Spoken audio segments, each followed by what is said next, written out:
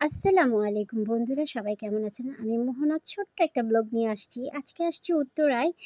উত্তরার মধ্যে খুব সুন্দর একটা জায়গার ভেতরে এখানে রিসোর্ট আছে, চারিদিক দিয়ে উঁচু উঁচু বিল্ডিং, গাছগাছালি।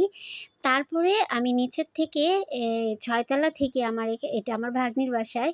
৬ তলা থেকে বিশাল একটা পুকুরে সবাই মিলে জালটা ফেলে টেনে টেনে মাছ ধরতেছে দেখে পুরান দিনের কথা বলতে গেলে গ্রামের কথা মনে পড়ে গেল। গ্রামে আমরা এখানে পুকুরে সবাই মিলে মাছ ধরতো, আমরা বসে বসে সে আনন্দটা উপভোগ করতাম। তো চারিদিক দিয়ে গাছগাছালি আর উপরে নীল আকাশ, দক্ষিণা বাতাস, খুবই সুন্দর পরিবেশটা এখানে।